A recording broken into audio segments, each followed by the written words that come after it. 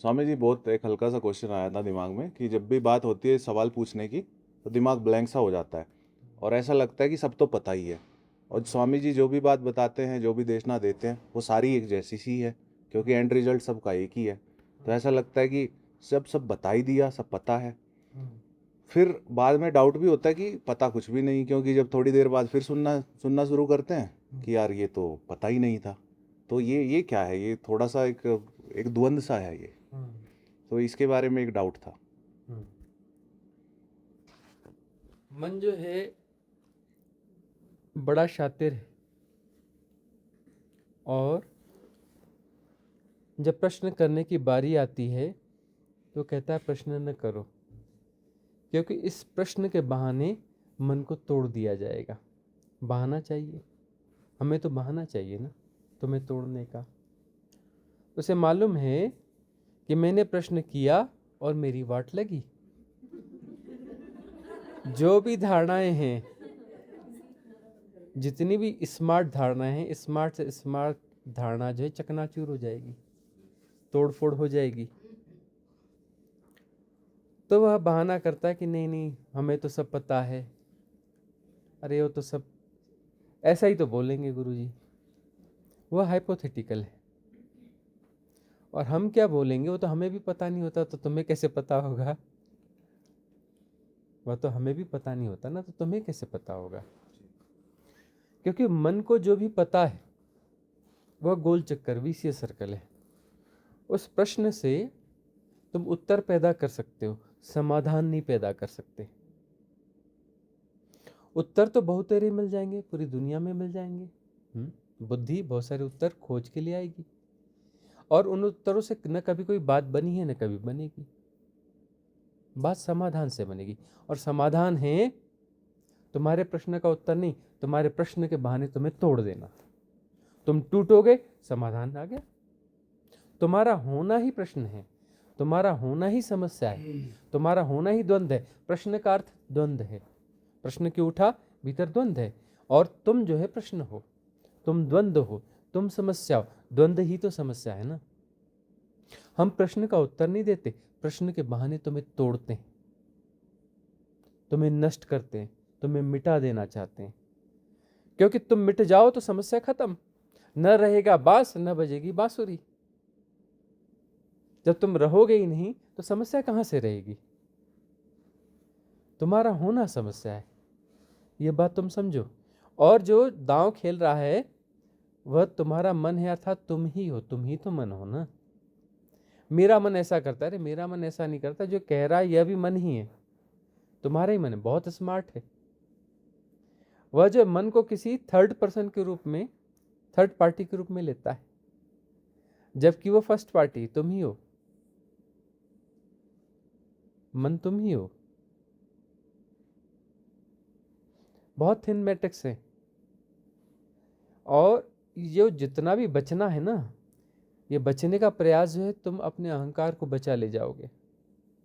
बचने का प्रयास नहीं करना है। सदगुरु के सम्मुख कभी बचने का प्रयास नहीं करना। हर चोट हर डंडे के लिए तैयार रहना।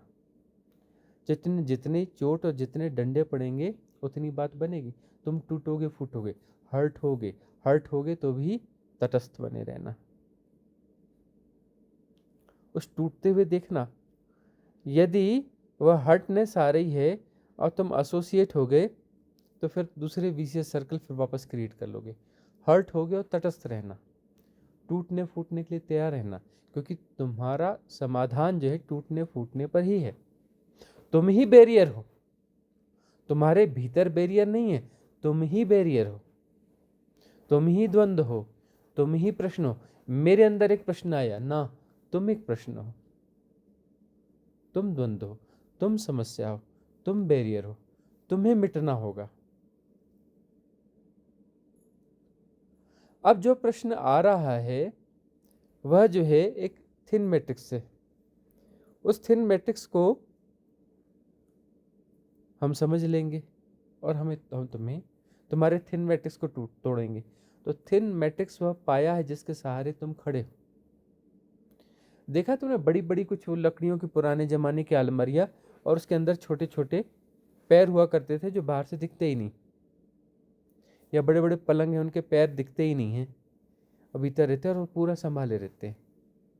थिन है, छोटे हैं, दिखते भी नहीं और संभाले हुए हैं, तुम्हारे सेपरेशन को बड़े अच्छे से संभाले हुए। हमें पता है कि उसे काट के कैसे फेंक देना है थिन मैट्रिक्स को। तो जो भी संभाला हुआ है वह टूट फूट जाएगा। यह हम तोड़ने फोड़ने के लिए हैं, तुम्हें संतुष्ट करने के लिए नहीं हूं। नहीं है, संतुष्ट होगा तो मन होगा ना, और मन तो संतुष्ट हो ही नहीं सकता, किसी भी उत्तर से संतुष्ट नहीं होता। जो भी उत्तर देंगे उसे नए प्रश्न बनाएगा। लगता है कि हम उत्तर दे रहे हैं, हम उत्तर नहीं दे रहे हैं, हम तो तोड़ फोड़ रहे हैं। फिर तुम नए प्रश्न गढ़ के आओगे, फिर तोड़ फोड़ देंगे, तुम पूरे न टूटोगे, कुछ अंशों में तो टूट ही जाओगे ना कुछ तो टूटोगे। अगली बार फिर प्रश्न बन के आओगे, फिर हम तोड़ देंगे, धीरे धीरे धीरे करके तुम्हें मिटा देंगे, मिटा ही देंगे। और मिटाना ही है तुम्हें, वह समाधान है। जब तुम सेपरेशन के रूप में मिटोगे तभी तो परमात्मा के रूप में प्रकट होगे ना। तुम्हारा परमात्मा प्रकट कैसे होगा? ये सेपरेशन विगलित होगा तभी तो तुम्हारा परमात्मा प्रकट होगा। तभी तो तुम जो है समस्या के रूप में यानी सेपरेशन के रूप में न बचोगे और परमात्मा के रूप में प्रकट हो जाओगे, परमात्मा हो जाओगे। देखो, समाधान परमात्मा होने में है, प्रश्न के उत्तर में समाधान नहीं है, परमात्मा होने में समाधान है। जब तक तुम परमात्मा न होगे समाधान नहीं होगा। परम में समाधान है, द्वंद्व में समाधान नहीं है। तुम विराट भी हो जाओगे और तुम्हारे बाहर कुछ शेष है, मतलब संघर्षण होगा, द्वंद्व होगा, समाधान नहीं घटेगा। परिपूर्णता में ही समाधान है, परिपूर्णता में। तो परमात्मा को छूने की बात नहीं है, परमात्मा होने की बात है। तुम टूट जाओ, फूट जाओ, विगलित हो जाओ, परमात्मा हो जाओगे। परमात्मा तो निर्द्वंद है, निर्द्वंद है अर्थात समस्या रहित है, प्रश्न रहित है, वही समाधि।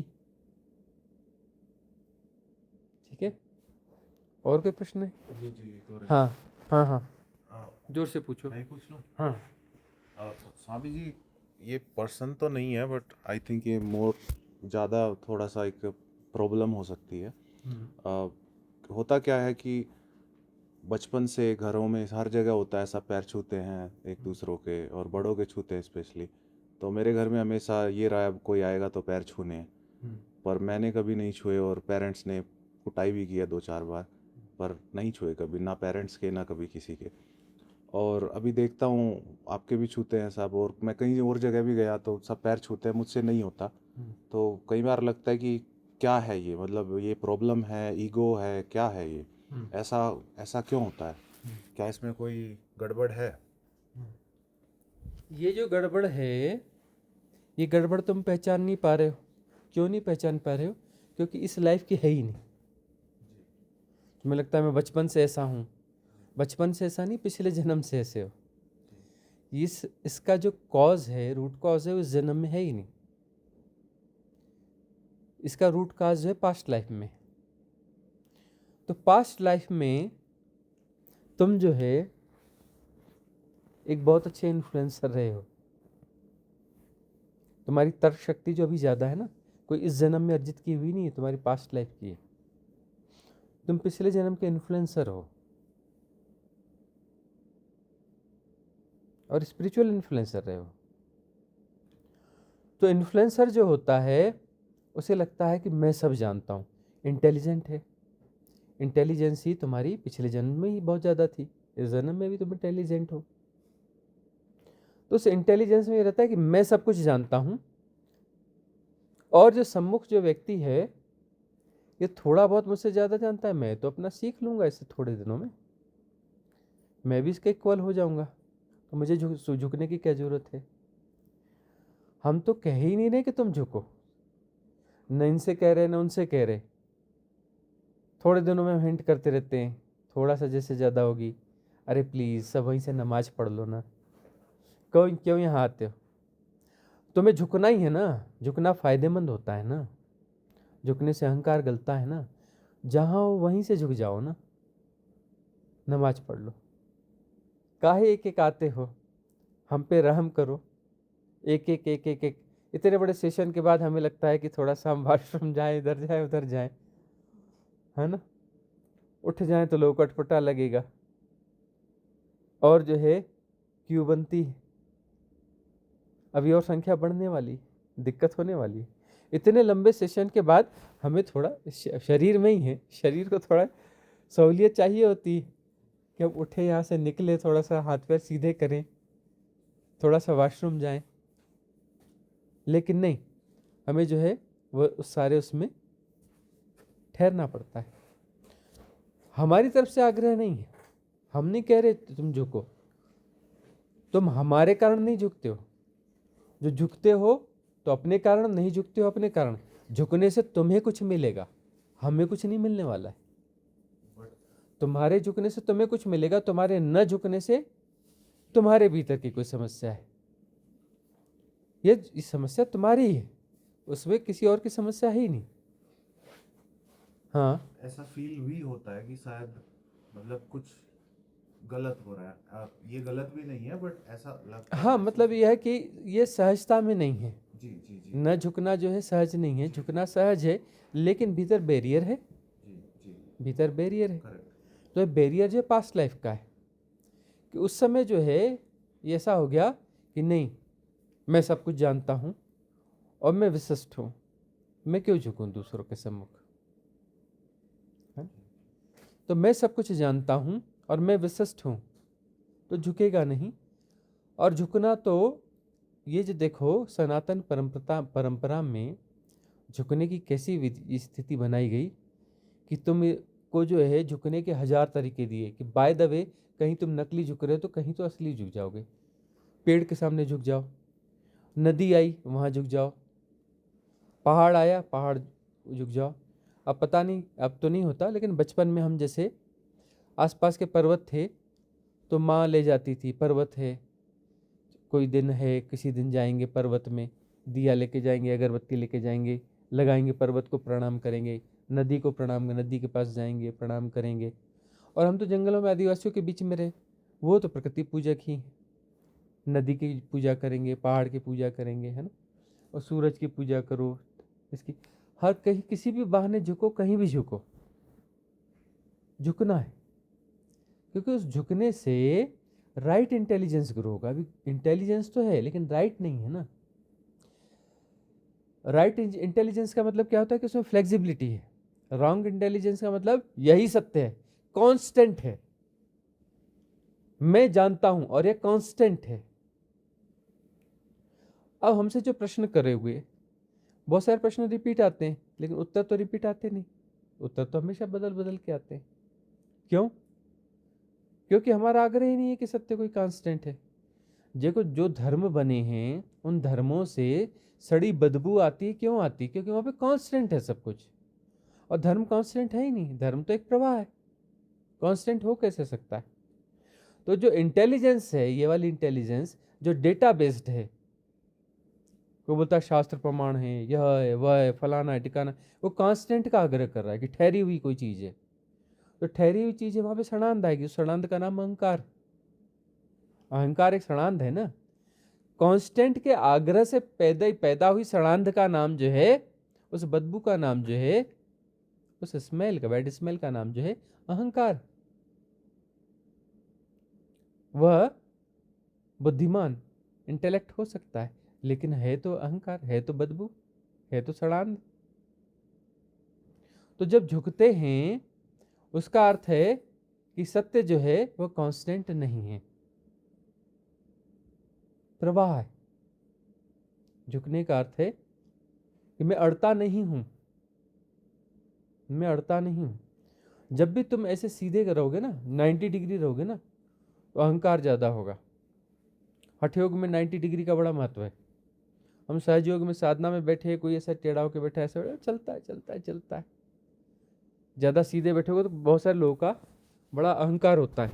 कुछ ऐसे लोग जुड़े हैं हठ योगी, और यूट्यूब में कमेंट्स करते रहे, व्हाट्सएप पे आके, ये क्या आपके साधक हैं? हाँ, वो तो टिक के बैठे हैं जी, कहीं सीधे नहीं बैठे हैं रीढ़ सीधी करके। और तुम क्या कर रहे हो, आसन साध रहे हो कितने समय से, और तुम आसन तुम्हारे सिद्ध हो चुके हैं, तुम इतने बड़े आसन वाले हो, तो हमें सुन क्यों रहे हो?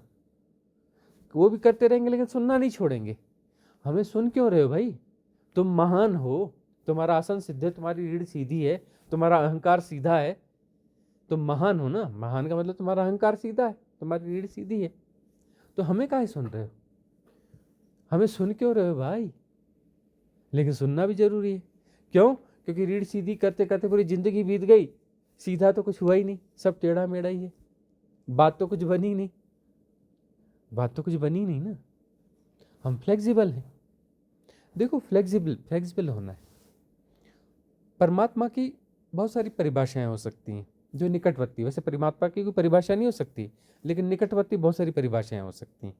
क्यों? परिधि में वो आता नहीं तो परिभाषा तो हो नहीं सकती, निकटवर्ती परिभाषा हो सकती है। लचीलापन, फ्लेक्सिबिलिटी, फ्लेक्सिबिलिटी बढ़ती जाए बढ़ती जाए बढ़ती जाए, अल्टीमेट फ्लेक्सिबिलिटी हो गई तो वही परमात्मा है। परमात्मा क्या है? परमात्मा कोई व्यक्ति नहीं है, 2 हाथ वाला 4 हाथ वाला इधर रहता है, महान है, यह है वह है फलाना है, ऐसा कोई परमात्मा होता ही नहीं, एंटिटी है ही नहीं परमात्मा। तुम्हारी जो फ्लेक्सिबिलिटी है वह पीक पर पहुंच गई तो वही परमात्मा है। तुम बड़े लचीले हो गए, बड़े प्रेमपूर्ण। प्रेम क्या है? प्रेम लचीलापन है। पता है तुम्हें प्रेम क्या है? प्रेम का मतलब क्या होता है? क्या है प्रेम? लचीलापन, फ्लेक्सिबिलिटी। और प्रेम यदि लचीलापन परम हो गया तो करुणा हो जाएगी। प्रेम ही परमात्मा, मतलब लचीलापन परमात्मा है। प्रेम क्या कहता है कि गलती हो गई इससे तो अरे हो गई कोई बात नहीं, ये डांटेगा तो ऊपर से दिखावे के लिए डांटेगा, भीतर से ठीक है, होता है ना, मानवीय होता है। मानवीय होता है। अब जो है हो गया, अरे उनके बीच में अफेयर हो गया, बड़ा गलत हो गया, पाप हो गया, ये गलत है, इनको ऐसा करना उनको वैसा करना, ये रूढ़िवादिता हो गई ना। रूढ़िवादिता मतलब उसमें रूढ़ी जो है शब्द है ना, वो रीढ़ से आया है, आसन से, रीढ़ सीधी, रूढ़िवादिता। हम महान है, हठयोगी है ना, इसीलिए हम कहते हैं सहजयोग, हठयोग नहीं। फ्लेक्सिबिलिटी, अरे हो गया तो हो गया ना, इसमें ऐसा हो गया नहीं, नैतिकता की बात है, आदर्शवाद की बात है। अरे नैतिकता और आदर्शवाद नहीं तो डुबाया है तुम्हें, उसके कारण तो तुम फ्लेक्सिबल नहीं हो पाते हो ना। क्या लर्न करना है अध्यात्म में? फ्लेक्सिबिलिटी को लर्न करना है। फ्लेक्सिबल होते जाओगे तो प्रेमपूर्ण हो जाओगे, बहुत प्रेमपूर्ण हो जाओगे। प्रेम जो है फ्लेक्सिबिलिटी है। लचीलापन यदि अपने चरम पर पहुंच गया, अपनी पीक पर पहुंच गया, वह परम हो गया तो वही परमात्मा है। याद रखना, परमात्मा अलग से कुछ नहीं है। परमात्मा अलग से कुछ है नहीं। समझ में आ गई बात? हाँ, तुम्हारा भी कुछ प्रश्न था? हाँ पूछो, जोर से पूछो। हाँ, मेरे 3 प्रश्न हैं। एक प्रश्न पूछना एक बार में। अच्छा, जैसे आपने कहा कि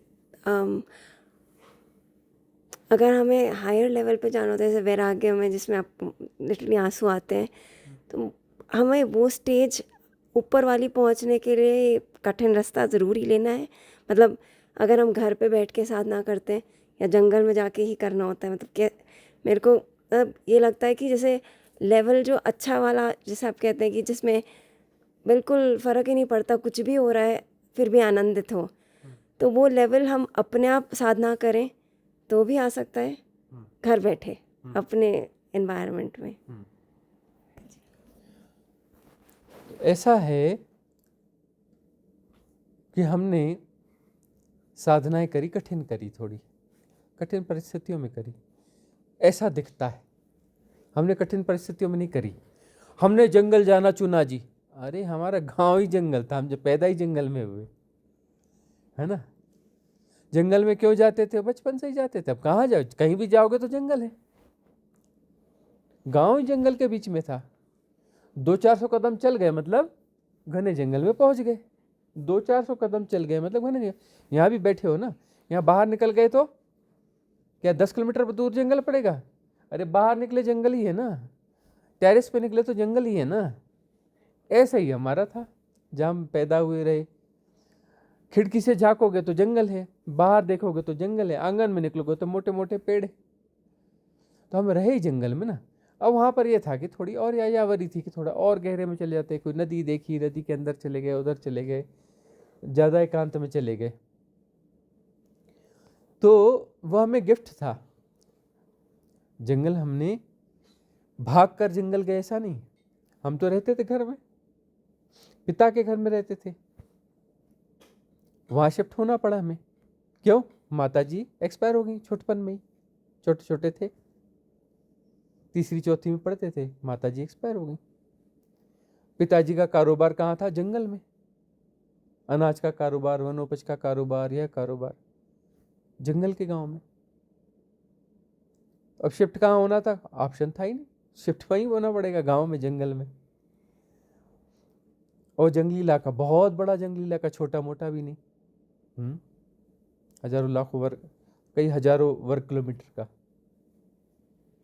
अब वहां जो है हमने चुना नहीं, वह तो हमें गिफ्ट मिला। तो वहां पर जो है हमने वो साधनाएं करी, लेकिन उन साधनाओं में एक बात आ गई। हमारे लिए तो आनंदपूर्ण और सहज थी साधना, दूसरों को कठिन दिखती हो, हमें वो एक ट्रांजिट फेज था, वह काल था, लंबा था, लेकिन हमें तो कठिन नहीं लगता। दूसरे देखने वालों को लगता होगा, हमें कठिन नहीं लगता। जंगलों में हम जाके रहते थे, ज्यादा सहज रहते थे। जंगलों में रह कैसी बड़ी तकलीफ में रहे होंगे, है ना। अब हम जंगल पहुंच जाते थे, पता चला डेरा लेके नदी किनारे पहुंच गए, कुछ दिन रहेंगे, आकर ही लगता था अरे बहुत दिनों बाद घर आए, कहाँ कहाँ भटक रहे थे, घर पहुंच गए।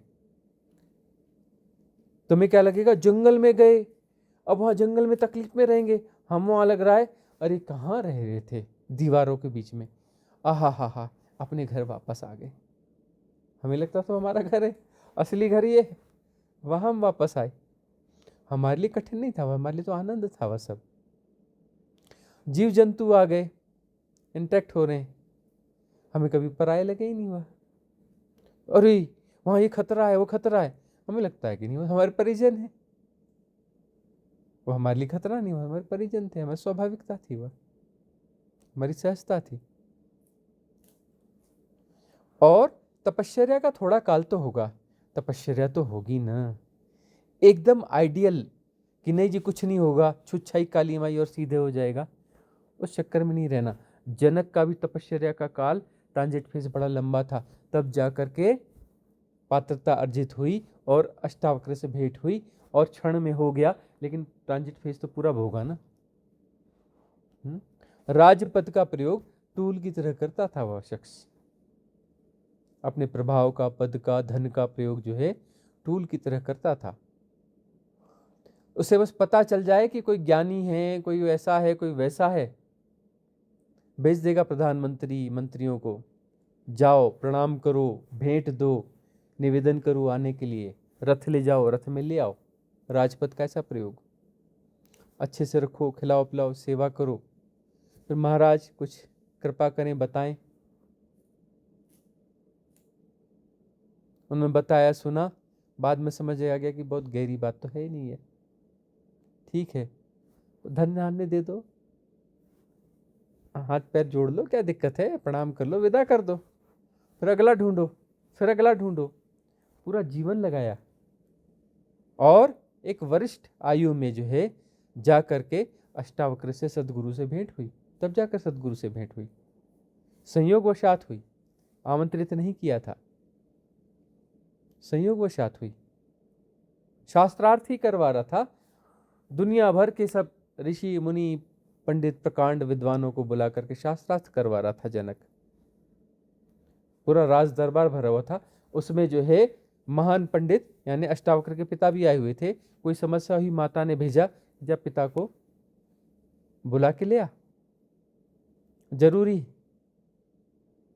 और वह गया तो वहां पर उसके चलने से, अष्टावक्र था टेढ़ा मेढ़ा, चित्र विचित्र बालक,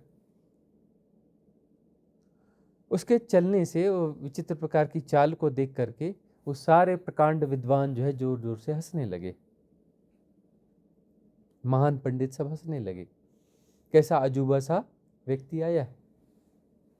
और उन्हें हंसता देखकर 2 क्षण रुकने के बाद अष्टावक्र ने भी ठाका मारा। वो ठाका उनसे भी खतरनाक था, जबरदस्त था।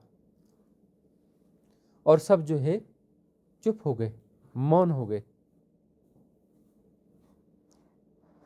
चुप हो गए, मौन हो गए। और तब जो है राजा जनक वहां बैठा था। उस जनक ने को कुछ लगी बात। उसने कहा कि यह समझ में आता है कि ये लोग क्यों हंसे। बेटे तुम यह बताओ कि तुम क्यों हंसे। उसने कहा महाराज, चमारों की सभा में सत्य को तय करोगे, बातें आत्मा की कर रहे हैं। हाँ? कहीं आता नहीं, कहीं जाता नहीं, कहीं यह नहीं होता, रट्टे सुना रहे किताबों के। और इन्हें चर्म दिखता है टेढ़ा मेरा। ये चर्म के परीक्षक हैं, चर्म के जानकार हैं, चमार हैं। ये चर्म मेरा टेढ़ा मेढ़ा है, इसके जानकार हैं, चमार हैं। इनसे तुम सत्य को तय करवाओगे। एक चर्मकार जाति है, उनको तो सैल्यूट है। हम बार बार कहते हैं उनको सैल्यूट है। बड़े आर्टिस्ट होते हैं, बड़े इंजीनियर होते हैं, चर्म से जो है शूज और ये फुटवेयर्स जो बनाते हैं, गजब के आर्टिस्ट होते हैं। उनको तो नमस्कार है, उनको तो सैल्यूट है। लेकिन इस तरीके से अष्टावक्र ने कहा।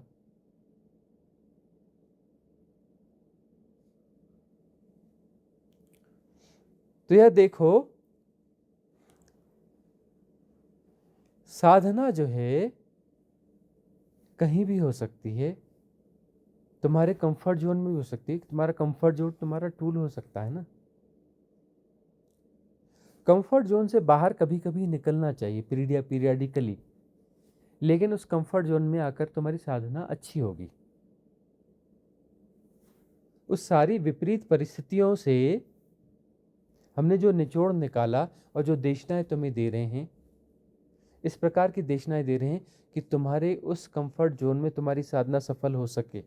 तुम्हारे कंफर्ट जोन में तुम्हारी साधना सफल हो सके और तुम्हारा ट्रांजिट फेज भी छोटा हो जाए। वही तो हम कर रहे हैं। और कर क्या रहे हैं? हमने लंबा ट्रांजिट फेज भोगा, बुद्ध ने लंबा भोगा, महावीर ने और लंबा भोगा, सब ने भोगा। हम चाहते हैं कि तुम्हारा ट्रांजिट फेज बहुत छोटा रहे, इतना लंबा ना रहे। छोटे ट्रांजिट फेज में अपने कंफर्ट जोन में तुम सहजता से उस परम स्थिति को, उस परम लचीलेपन को उपलब्ध हो पाओ। अपने परमात्मापन में आ जाओ, तुम विलीन हो जाओ और फिर प्रकट हो जाओ परमात्मा के रूप में, परम स्थिति में। अगला प्रश्न कुछ और है। अगला प्रश्न है तो जल्दी आना पड़ेगा। क्या प्रश्न है अगला?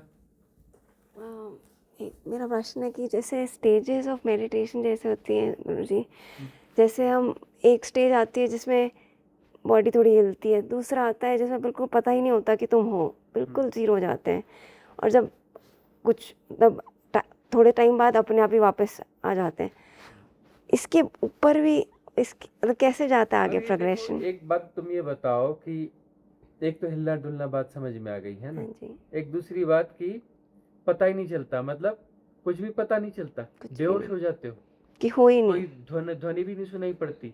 नहीं ध्वनि सुनाई देगी, अगर कोई आएगी तो एकदम चौंक ध्वनि जाऊंगी। सुनाई पड़ेगी। हाँ जी, उठ जाऊंगी। और हाँ, पर अदरवाइज बॉडी शून्य, सेंसेशंस नहीं कुछ भी नहीं, जीरो। विद्यावस्था होगी लेकिन ध्वनि सुनाई पड़ेगी।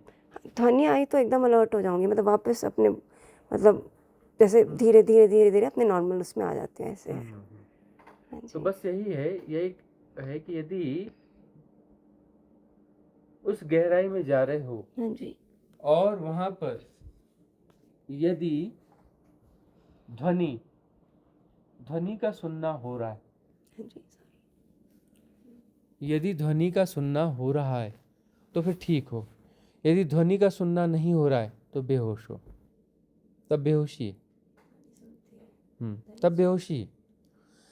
यदि निर्विचार अवस्था में चले गए, भीतर किसी विराटता में खो गए, डिवाइन डार्कनेस में खो गया, सब कुछ खो गया, लेकिन चैतन्य जो है जगा हुआ, ध्वनियों का सुनना हो रहा है। बस इस बात का ख्याल रखना, ध्वनियों का सुनना हो रहा है, राइट पाथ पर हो। ध्वनियों का सुनना नहीं हो रहा है, ध्वनियों का पता नहीं चल रहा है, तो गलत पाथ पे फिर। और कुछ न कुछ दिख तो रहा है ना, भले अंधकार ही सही, दिखना बंद नहीं होता, दिखना बंद नहीं होता। अंधकार जाना जा रहा है, अंधकार है तो अंधकार जाना जा रहा है। भाई सब कुछ खो गया, जो प्रकाश में वैविध्य था, विखंडन था, विविधता थी, वह खो गई। बंटवारा था, वह खो गया, लेकिन अंधकार तो बचा ना। अंधकार को देखना नहीं पड़ता, वो तो देखना हो रहा है, उसको जीना हो रहा है ना। अंधकार ही आंख हो जाती है, आंख से अंधकार नहीं देखा जाता, अंधकार ही आंख हो जाती है। तो अंधकार जाना जा रहा है, जिया जा रहा है, और ध्वनियाँ सुनाई पड़ रही हैं, तो राइट पाथ पर हो, और यदि नहीं तो सजग हो जाना, मामला गड़बड़ है, फिर बेहोशी है, साधना जो है फलित नहीं हो रही है फिर। और यदि ध्वनि सुनाई पड़ रही है और अंधकार को जिया जा रहा है, तब तो बात ठीक है। थोड़ा भी और डेप्थ में जाता है तो पता नहीं क्यों डर सा आता है, डर लगता है, हाँ, यदि डेप्थ में जा रही हो और डर लगता है, मतलब वहाँ पर गहराई तो उपलब्ध हो रही है और बात ठीक है, बेहोश नहीं हुई हो, बेहोश नहीं हो, डर लग रहा है, और डर के बावजूद साधना होती है, याद रखना। फिर बाहर निकल आती है। उस डर को स्वीकार करना होता है, उस डर के से इन्फ्लुएंस नहीं होना है। यदि उस डर से इन्फ्लुएंस हो गए तो बात बिगड़ गई। उस डर से इन्फ्लुएंस नहीं होना है, इस बात को पक्का कर लो। कैसा भी भय हो, भय तो रहेगा ना, रहने दो ना, देखना उसको, तटस्थ रहना है, उसके कारण प्रतिक्रिया नहीं करनी है। प्रतिक्रिया से तुम बाहर आ जाते हो, प्रतिक्रिया करोगे तो तुम बाहर हो जाओगे, प्रतिक्रिया ना करोगे तो डेप्थ में बने रहोगे, और वह बैरियर जो है डर का टूट जाएगा और डेप्थ जो है आ जाएगी। प्रतिक्रिया करते ही ऑपरेट हो जाओगे, बाहर आ जाओगे। हाँ, पूछो पूछो। स्वामी जी, ये जो स्थिति बता रही थी, जैसे ये बता रही थी दीदी, हाँ। तो इसमें एक स्थिति ये आती है कि शरीर का तो आभास नहीं रहता, हाँ। आंख से बराबर दिखाई दे रहा है, और जो आपकी देख रहा है वो सुनाई भी दे रही है, बस शरीर का अभाव नहीं रहता, दिख भी रहा है, सुन भी रहा है, और बैठे हुए हैं। हाँ, तो ये स्थिति कैसी होती है? हाँ, ये स्थिति देखो, विदेहावस्था में कोई वो नहीं है। विदेहावस्था हो सकती है कि शरीर का भान नहीं रहा, शरीर का भान नहीं रहा, यह हो सकता है। विदेहावस्था साधना की गहराई में स्वाभाविक है, वो राइट पाथ है। लेकिन ध्वनियां हो रही हैं और होना ही जानना है, ध्वनियों का जानना भी हो रहा है, उनका सिलेक्शन नहीं हो रहा है, उनकी परिभाषा नहीं हो रही है, उनका गुणाभाग नहीं हो रहा है, उनकी पहचान नहीं हो रही है। ध्वनियां हो रही हैं और समस्त ध्वनियां एक साथ जानी जा रही हैं, यह होगा, और दर्शन बंद नहीं होगा। अंधकार है तो अंधकार जाना जा रहा है, दर्शन बंद नहीं होता, दिखना कभी बंद नहीं होता, सुनना कभी बंद नहीं होता, याद रखना। सुनना कभी बंद नहीं होता है, और ना ही दिखना बंद होता है। दिखने में विषय न दिखेंगे, विखंडन न दिखेगा, अंधकार दिखेगा ना, अखंडता दिखेगी ना, डिवाइन डार्कनेस होगी ना। डिवाइन डार्कनेस तुम्हारी आंख हो जाएगी, तुम आंख से डिवाइन डार्कनेस न देख करके तुम्हारी आंख ही डिवाइन डार्कनेस हो जाएगी, तुम्हारा दर्शन ही डिवाइन डार्कनेस हो जाएगा। लेकिन ये दो चीजें बंद नहीं होती, इस बात को याद रखना। बाकी देह बंद हो जाएगी, श्वास बंद हो जाएगी, कोई दिक्कत नहीं, श्वास बंद हो जाए, श्वास को जरूरी थोड़ी ना है, साधना की गहराई में श्वास को जरूरी थोड़ी ना है। साधना में बगैर श्वास के बैठ सकते हो, कुछ मिनट नहीं, कुछ घंटे नहीं, 100 साल बैठो, 1000 साल बैठो, जितने साल बैठना चाहो, 10,000 साल बैठ सकते हो। साधना की गहराई में चले गए, श्वास बंद हो गई, बगैर श्वास के तुम 10,000 साल बैठ सकते हो। 10,000 साल बाद उससे बाहर आओगे, खड़े हो जाओगे, क्योंकि उस बीच में तो आयु बढ़ती नहीं। जब श्वास थम गई, आयु तो बढ़ती नहीं। तो जब उठोगे तो उस समय जो तुम्हारी आयु थी बैठते समय, उठते समय भी तुम्हारी आयु उतनी ही रहेगी। तो बूढ़े तो तुम होने वाले हो नहीं, उम्र तो बढ़ने वाली है नहीं। शरीर में थोड़ा कृशकायता दिखेगी, उठ के फिर नॉर्मल होगे, थोड़ा पानी पियोगे, भोजन करोगे, इधर उधर फ्रेश फ्रेश हो गए या हो गए, वो महीने 2 महीने 3 महीने में शरीर वापस नॉर्मल वैसा का वैसा हो जाएगा। स्वामी जी, कभी कभी ये भी स्थिति आती है कि जैसे सांस का कुछ मानो कि 15-20 सेकंड के लिए जो है ना स्वतः ही रुक जाना, हाँ, या हृदय की जो धड़कन होती है इसका ऊपर जो है शिफ्ट हो सहस्त्रार जाना। तक हाँ शिफ्ट हो जाना, हाँ, तो ये अपर कै- चक्रास हाँ में। हाँ, जी जी जी, तो ये भी स्थितियां आती हैं, तो ये साधक के लिए किस तरीके की? सी साधक के लिए अच्छी हैं। वो तो अपर चक्रा मेडिटेशन दिया गया, उसमें उसको ही शिफ्ट करते हैं। जी जी जो हमारी अपना धड़कन है, हृदय की धड़कन को, जो हृदय में धड़क रही है, चौथे चक्र में धड़क रही है, उस धड़कन को विशुद्धि में, आज्ञा में और सहस्त्रार में शिफ्ट करते हैं। बाद में तो होता है कि तीनों को चोट मारते हुए धड़कती है जी जी है ना, या फिर कई बार एक ही चक्र में धड़कती है कहीं। तो वह तो एक अच्छी स्थिति है, उसमें कोई दिक्कत है नहीं। दूसरा क्या था? श्वासों वाली स्थिति, हम भाई, भत्सिका करते जो आप कराते हैं श्वासों वाला, हाँ, उसके बाद कभी कभी हो जाती है, कभी कभी बीच में भी ये स्थिति आ जाती है, श्वास रुक जाना। श्वास रुक जाना कुछ क्षणों के लिए ही होता है। हाँ, नहीं, वो तो श्वास का रुकना तो साधना यदि सचमुच में गहरी जा रही है तो श्वास जो है, श्वास ठहरेगी ना, अना और अपान के मध्य में, अना और अपान के, श्वास और प्रश्वास के मध्य में वह जो है श्वास का ठहर जाना, वह तो घटेगा ही घटेगा ना, और वह घटना ही चाहिए ना। अब साधना की गहराई में जा रहे हो तो यह अनुभव तो घटना ही चाहिए ना। ये तो साधारण अनुभव है, स्वाभाविक अनुभव है। मतलब ये कि राइट पाथ पे साधना आ गई तो ये अनुभव घटते ही हैं कि श्वास ठहर ही जाती है ना। कुछ क्षणों के लिए ठहरेगी, कुछ मिनट के लिए ठहरेगी, ठहर जाती है, और श्वास की जरूरत पड़ती नहीं कि अना और अपान के मध्य में, श्वास और प्रश्वास के मध्य में वह ठहर जाती है। वो जीवंत समाधि लेते हैं ना, उसमें क्या होता है, यही तो होता है कि गड्ढा खुदवा लिया, वहाँ अपना बैठ गए, ऊपर से वो लकड़ियाँ फाटे रख देते हैं और जो है मिट्टी से भर देते हैं, उस गड्ढे में वो रह जाते हैं। वहाँ पर जो है श्वास जो है अना और अपान के मध्य में ठहर गई, जीवंत समाधि। ऐसे जीवंत समाधि वाले कुछ जो संत हैं, सैकड़ों साल से बैठे हैं अंदर, अभी भी बैठे हैं। हाँ, लोग कहते हैं, इसलिए हम भी कहते हैं कि संत ज्ञानेश्वर जो है, कभी उनका बना तो वापस बाहर भी आ सकते हैं, ऐसा कुछ नहीं है, वो अंदर बैठे, संत ज्ञानेश्वर अंदर बैठे, और कभी हुआ तो बाहर भी आ सकते हैं। आएंगे तो बस कुछ दिन लगेंगे, महीना 2 महीना, थोड़ा उनका ख्याल रखना पड़ेगा, बॉडी वापस रिकवर कर जाएगी। आप शंकराचार्य जी का भी उदाहरण देते हैं कि नहीं, हाँ, उन्होंने अपना शरीर छोड़ दिया था और राजा के शरीर में हाँ, प्रवेश देखो, वह जो है दूसरे शरीर को ग्रहण किया, परकाया प्रवेश किया, परकाया प्रवेश होता है, वह किया और फिर वापस आए, लेकिन वो उनका शरीर तो छूट गया ना बाद में, शरीर तो उन्होंने छोड़ दिया, उनको परम घटना घट गई, उनकी जो भी परम घटना है वो घट गई, परम मुक्ति उनकी हो गई। तो कुछ जीवंत संत ऐसे बैठे हैं, वो अलग घटना कह रहे हैं। जो वो ऐसा क्यों करते हैं, जब अंतिम लक्ष्य मुक्ति है, हाँ, तो शरीर में क्यों रहना चाहते हैं? तो देखो, वह कहीं ना कहीं माइनस तो है, क्योंकि उनकी अवस्थाएं बड़ी उच्च हैं, बड़ी उच्च अवस्थाएं, ज्ञान घट गया, आत्मज्ञान घट गया है ना, आत्मज्ञान घट चुका है उनका, लेकिन जो है उसके आगे की यात्रा कहीं बाधित हो गई है। अब हो सकता है कि वो करुणावश जो है वो वहाँ पर हैं, उस करुणावश हैं, और हो सकता है कि वो बाहर आए, बाहर आकर के फिर से जो है वो देशना दे, वापस देशना भी तो दे सकते हैं वापस आकर के, ठीक है ना।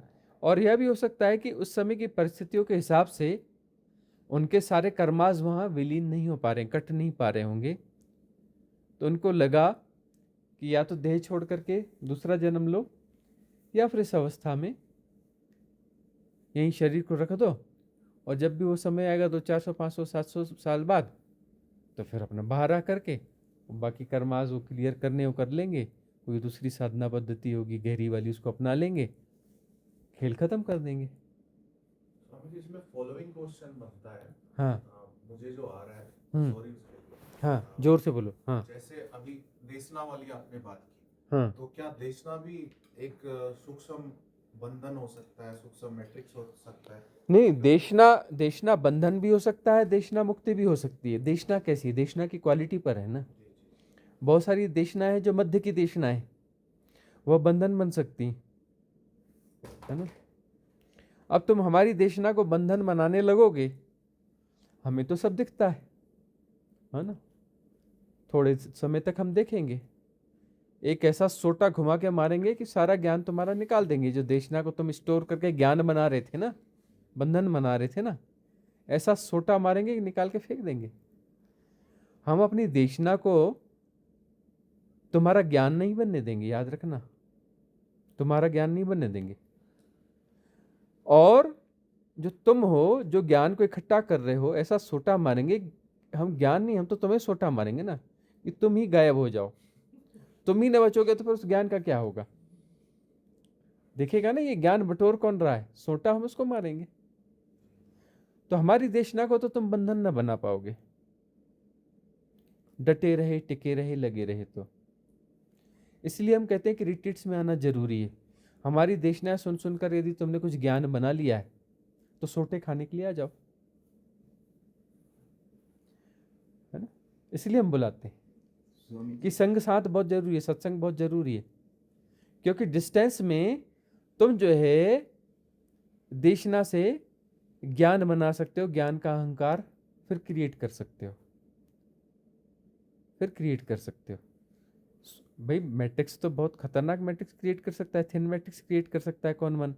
देखो हमें सब पता चल गया, परम ज्ञानी है जी, सब हो रहा है, जानना उसमें समाहित है, देखा मुझे पता है, हैं? तो बस जो है कुछ चीजों का रट्टा लगा करके उस ज्ञान को तुम बैरियर बना सकते हो, सूक्ष्म मैट्रिक्स बना सकते हो।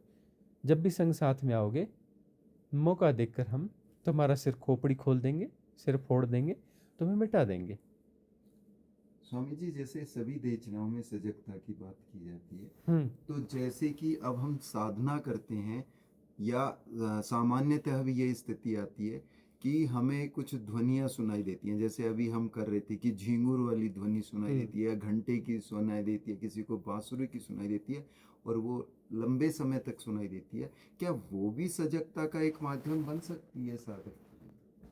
हाँ, वो सजगता का माध्यम क्या है कि मनस शरीर, चौथी काया, मेंटल बॉडी का संस्पर्श जब भी होगा, अंतर प्रवेश करते करते भौतिक शरीर में, यह शरीर हूँ के भाव से निकलकर अंतर शरीर इथरिक बॉडी आकाश काया में जाओगे, आकाश काया से जो है और भीतर उतरोगे, सूक्ष्म काया में जाओगे, कॉजल बॉडी में जाओगे, उसका और भीतर जाओगे, मनस काया को जैसे ही टच करोगे, मेंटल बॉडी को जैसे ही टच करोगे, तो इस प्रकार की विविध ध्वनियाँ सुनाई पड़ती हैं।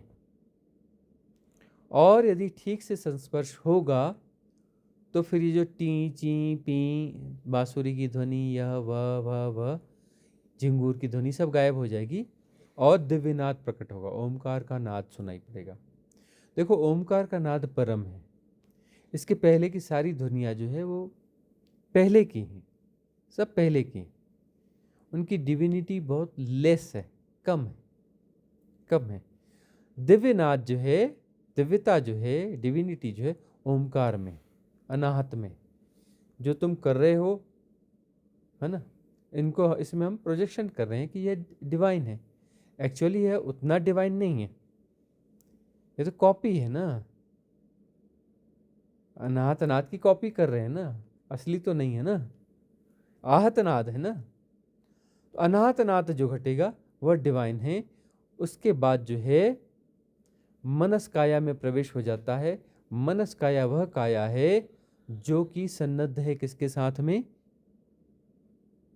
मेटाफिजिकल वर्ल्ड के साथ में, पराभौतिक जगत के साथ में मनस काया सन्नद्ध है। वहाँ से डिवाइन एनर्जी, प्योर एनर्जी उतर रही है और ये वहाँ पे करप्ट होने का फैक्ट्री लगी है, प्रोसेस है। डिवाइन एनर्जी आती है मनस काया में और वहाँ फैक्ट्री है कि इसको कहाँ पर इसका मिसयूज़ किया जाए, सिद्धियों में, इसमें उसमें, वासनाओं में, विकारों में, है ना। और तुमने वहाँ प्रवेश किया कर तो तुम चैतन्य रूप में वहाँ प्रवेश कर रहे हो, ठीक है ना। तो ये जो साधना में जो चैतन्य है, जो होश है, वह प्रवेश कर गया मनस काया में, जहाँ सब गड़बड़ घोटाला चल रहा है। और एनर्जी तो सारी है वहाँ पर, ठीक है ना। वह चेतना कभी भी उस एनर्जी फोर्स के साथ में डिवाइन हो जाएगी, एसोसिएट हो जाएगी, मर्ज हो जाएगी, और फिर जो है वहाँ बहुत बड़े अनुभव घटेंगे, क्योंकि वहाँ पर मैकेनिज्म तो बहुत सारा है जो बिगाड़ भी सकता है, बना भी सकता है। तो कुंडलिनी जागरण का अनुभव वहीं घटेगा, चौथे शरीर में ही घटेगा, याद रखना। यह भी भगवान जो सारी जितनी साधना है, जो भी देशना है, गुरु है, स्थितियाँ है, सारी चीज़ें अल्टीमेटली इन सब का सारांश जो आंतरिक स्थिति है वो कुछ भी ना होना, बस ना होना और होश मिटना, ना, मिटना। हाँ, और उसमें होश भी नहीं रहेगा। नहीं, होश नहीं रहेगा तो फिर तो गए, भटक गए ना। होश नहीं रहा तो फिर कुछ भी मन, नहीं। नहीं, होश तो रहेगा ही रहेगा। यदि होश नहीं है तो तुम बिल्कुल गलत पाथ में चले गए ना। साधना तो है ही नहीं वहाँ, साधना तो भ्रष्ट हो गई, खत्म हो गई, साधना भ्रष्ट हो गई। बेहोश गया मतलब साधना भ्रष्ट हो गई। होश के साथ ही तुम अंतर शरीरों में प्रवेश कर सकते हो, बेहोशी में तो तुम प्रवेश ही नहीं कर सकते। बेहोशी में तो मन तुम्हें चला रहा है ना, होश में तुम भीतर चले गए तो वहाँ जो फैक्ट्री है, जो होश, जो कि अपना उस डिवाइन एनर्जी को मिसयूज़ कर रही है, पैटर्न्स में मिसयूज़ कर रही है। अब होश के साथ तुम गए तो होश जो है पूरी एनर्जी को सक कर जाएगा। जब वो सक कर जाएगा और उन पैटर्न्स को जो है एनर्जी नहीं मिलेगी और एनर्जी पूरी यहाँ आ गई, तो देखो चक्र भेदन तो हो गया भाई। ये शरीर उन शरीरों के भीतर से गया, मतलब चक्र भेदन तो हो गया ना। लोअर चक्रा से तो ऊपर उठ के आ गए ना भाई, मनस काया में आ गए, मतलब चौथे शरीर में आ गए, मतलब अब हृदय चक्र में तो आ ही गए हो ना। अब अपर चक्रास शुरू हो जाएंगे, अपर चक्रास शुरू हो जाएंगे ना। तो वहां से जो है वह ऊर्जा और चैतन्य मिल जाए तो ऊर्जा का सहज मार्ग क्या है? जो डिवाइन एनर्जी आ रही है, जो रियल बीइंग है, वो डिवाइन एनर्जी का जो फ्लो है वह रियल बीइंग है, और उसमें चेतना समाहित हो गई तो द्वंद्वात्मकता न्यून हो गई। अब वह जो चेतना उसमें समाहित हो गई है तो उसका मार्ग कैसा हो जाएगा? सहज हो जाएगा ना। वह ऊर्जा पैटर्न बनेगी, गुस्सा बनेगी, विकार बनेगी। ऐसा क्यों होगा? क्योंकि चेतना तो वहां समाहित हो गई। तो जो डायवर्जन हो रहा था वो डायवर्जन बंद हो गया। डायवर्जन यदि बंद हो गया तो वह सहज मार्ग पे आएगी ना। सहज मार्ग क्या है भाई? चार चक्र का भेदन हो गया तो अगले 3 का भी भेदन होगा। कुंडलिनी का क्या मतलब है? बाकी का भेदन हो जाएगा, धड़ से उठेगी फिर ऊर्जा, और वहां हुआ तो नीचे की ऊर्जा भी आके उसके साथ जुड़ जाएगी कुंड से, और जो धक्का पड़ेगा तो सीधे अपना जो है विशुद्धि, आज्ञा, सहस्त्रार और ऊर्जा बाहर निकलनी चालू हो जाएगी। वह कुंडलिनी जागरण हो गया, ब्रह्म के साथ संलयन हो जाएगा ना।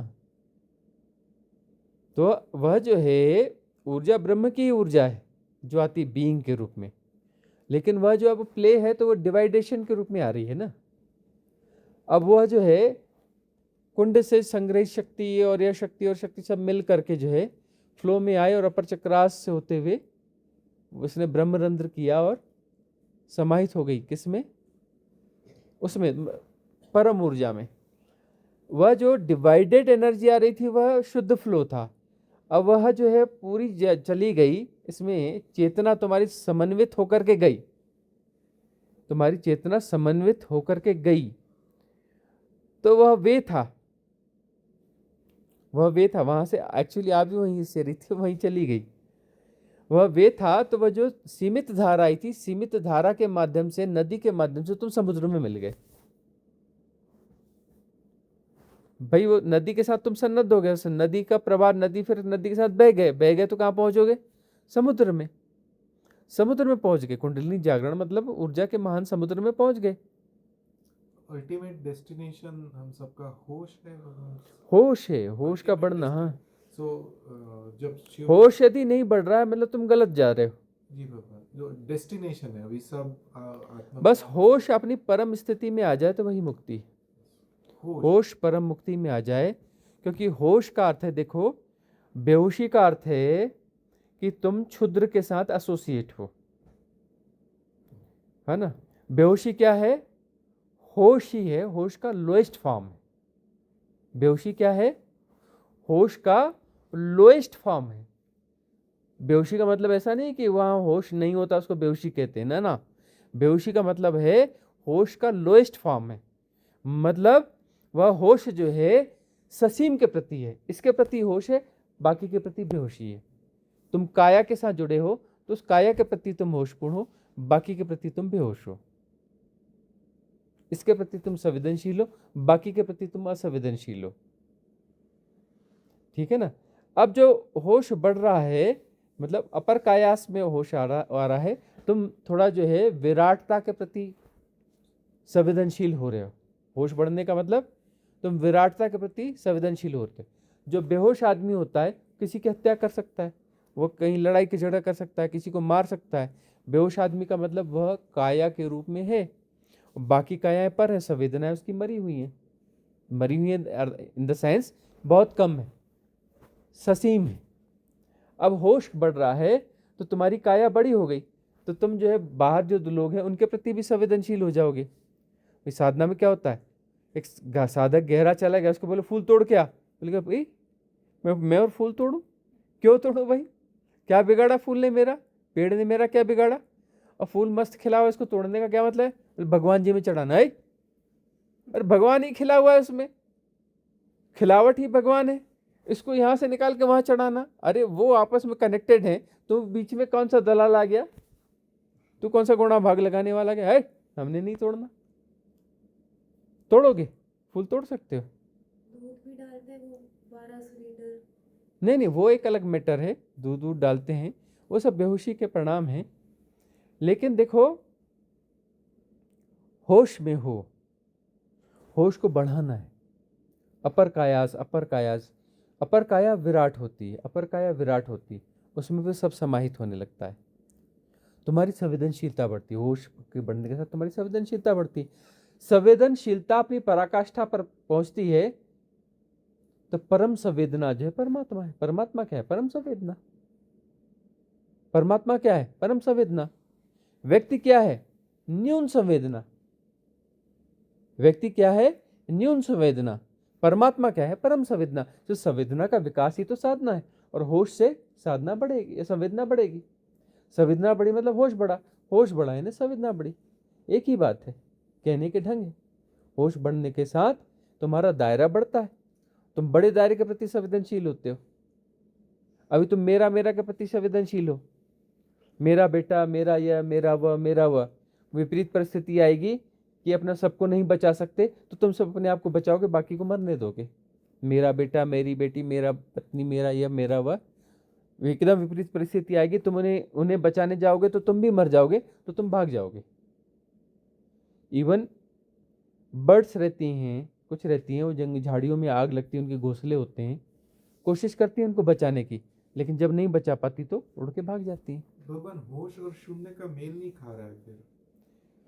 होश और शून्य का मेल नहीं खा रहा है, यह अब पकड़ में आई कि फंसी कहाँ है, फंसावट कहाँ है। हाँ? टांग फंसी कहाँ है, वो पकड़ में आई है ना, टांग कहाँ फंसाई है, कि होश जो है और शून्य जो है वह अलग अलग हैं। शून्य का मतलब वहां पे बेहोश हो जाना है, इनका कहना यह है। शून्य यानी कुछ भी नहीं। शून्य का मतलब कुछ नहीं, और होश का मतलब होता है कुछ। होश का अर्थ यह होता है, देखो तुम जिस बेहोशी को जी रहे हो, कम होश को जी रहे हो, तो क्षुद्र के प्रति होश को जी रहे हो, और यह सब कुछ है, यही तुम्हारे लिए मूल्यवान है। ठीक है ना। होश बढ़ रहा है तो तुम्हारी काया बढ़ रही, तो महाकाय हो रहे हो, क्षुद्र काय से तुम महाकाय हो रहे। अहम ब्रह्मास्मि का मतलब है पूरा ब्रह्म मैं हूं, यह पेड़ भी मैं हूं, पत्थर भी मैं हूं, यह भी मैं हूं, वह भी मैं हूं। भगवान कृष्ण कहते हैं ना, यह भी मैं हूं, अब वो गीता में लिखा, हमें लगता है करप्टेड है कि वृक्षों में मैं पीपल हूँ। हमसे पूछो क्या मैं वृक्षों में पीपल हूँ? ना जी, सारे वृक्ष में हूँ। गाय में कामधेनु, है ना, वो कहते गाय में कामधेनु, अरे सारी गाय में हूँ, सारे जीव जंतु में हूँ, मुझसे बाहर है क्या? वह बाद में मैनिपुलेशन है। भगवान कृष्ण ने ऐसा न कहा होगा, सब मैं ही हूँ, पत्थर भी मैं हूँ, पहाड़ भी हूँ, नदी भी मैं हूँ, गैलेक्सी भी मैं हूँ, यूनिवर्स में हूँ, मल्टीवर्स में हूँ, जो कुछ भी है मैं ही में हूँ, मेरे अतिरिक्त कुछ है नहीं, पूरा ब्रह्म ही में हूँ। अहम ब्रह्मास्मि को कहने का ढंग है वह, है ना। लेकिन उन्होंने जो चुनाव कर लिया ना, देखो चुनाव नहीं होता वहां पर, इसमें या मैं हूं और बाकी दूसरा है। अरे दूसरा कैसे होगा भाई? भगवान कृष्ण ऐसा नहीं कह सकते, वो बात का मैनिपुलेशन है। भगवान कृष्ण ऐसा नहीं कह सकते, है ना। तो सब जो है, सब मेरे अतिरिक्त कुछ है ही नहीं। अब मेरे अतिरिक्त कुछ है ही नहीं तो दूसरा, फिर तू कहां से बचा? जब तू नहीं है तो फिर मैं का क्या मतलब रहा? लेकिन वहां पर अहम ब्रह्मास्मि, पूरे ब्रह्म को जी रहे हैं। तो वहां पर होश जो है क्या हो गया? होश काफी बड़ा हो गया। होश काफी बड़ा हो गया तो विराटता भी हो गई।